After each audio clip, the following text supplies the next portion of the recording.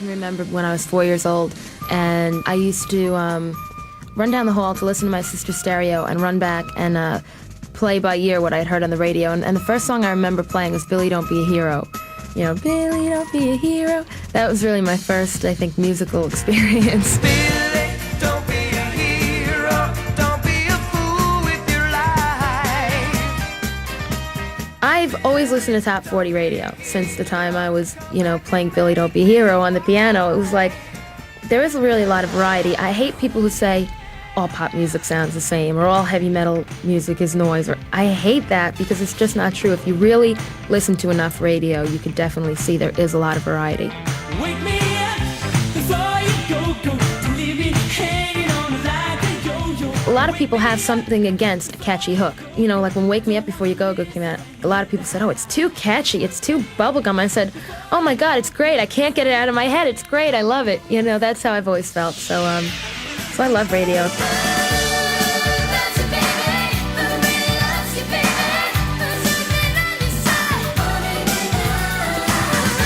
Who Loves You Baby is not to Kojak. In fact, I never really watched Kojak.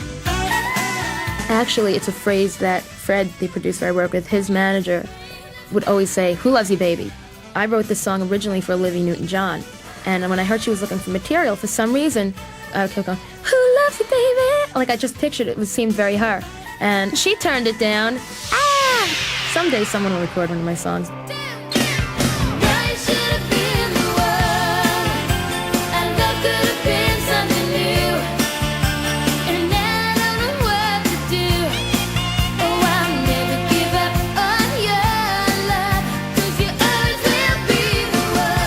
The one, it's so funny because Bob Rosa, the engineer who mixed that record, said this record sounds like Debbie Gibson meets the E Street Band.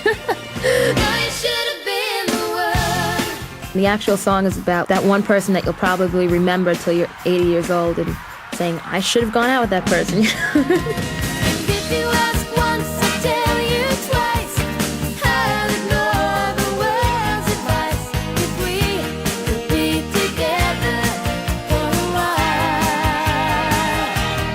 We Could Be Together is my favorite song that I've ever written. And I did that on the first tour, you know, before this album was released. And it got a really good response. You know, a lot of people may tell you, oh, you can't go out with this person because of their color, religion, the clique they're in. And really, you may be with someone that everyone approves of, but you may kind of have your eye on someone else, you know. Maybe not the ideal person in everyone else's mind, but in your mind. So really, it's about, you know, avoiding cliques and stereotypes and things like that. If you ask once, I tell you twice. I'll ignore the words it lasts together for a while. Don't you know we could be together for a while? I think that love songs really have the most mass appeal because whether you're 12 years old and you're saying, oh, I'm in love with the guy in my social studies class, or if you're 35 and married and saying, I'm in love with, you know, whoever, especially through ballads, you know, a lot of adults can relate to those songs as well. You know, kids love the beat, they love the melody, they love to dance, and maybe adults read into the lyrics more. And No More Rhyme is a song, I guess, maybe it's the most mature and most serious song on the album, I guess.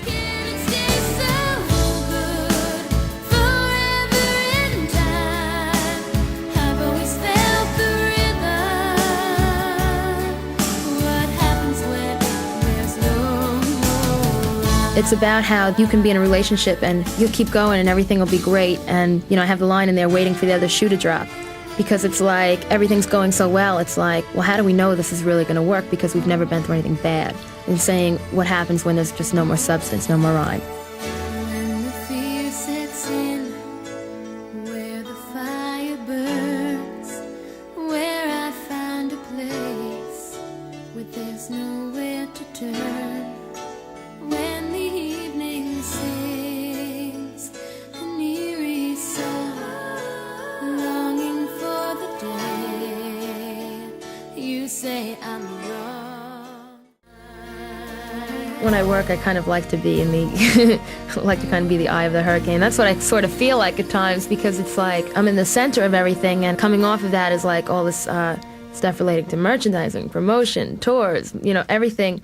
And I kind of have my eye on everything, and I'm involved in everything. And I'm not really good at standing around watching other people kind of create me. I mean, it's like I want to present myself just very honestly. So I kind of like to be where the action is.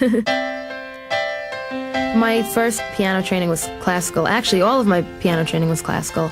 And the popular stuff I just sort of did on my own for fun. You know, a lot of people say, oh God, I'm going to take piano lessons or voice lessons, and they're making me sing opera and play classical, but that is the foundation.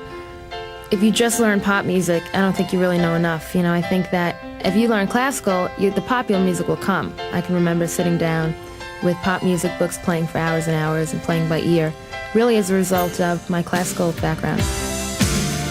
I don't mind not knowing what I'm headed for. You can take me to the skies. It's like being lost in heaven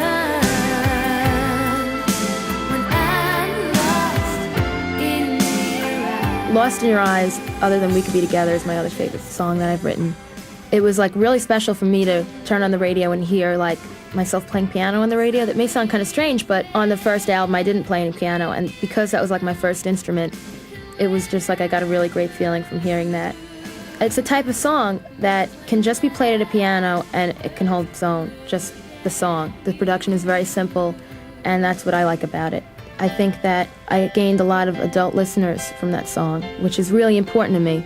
Just because I'm 18 doesn't mean that somebody who's 35 can't enjoy my music, and that's what happened with that song, which felt really good to me. I get lost in your eyes, and I feel my spirits rise and soar like the wind. Is it love that I am in? I still get very excited hearing my songs on the radio, and I don't think that'll ever change. You know, it's like every time I hear a song, I remember like when I wrote it, where I wrote it, recording, you know, all of that comes back. Especially when I hear songs of mine dedicated to people or, you know, requested.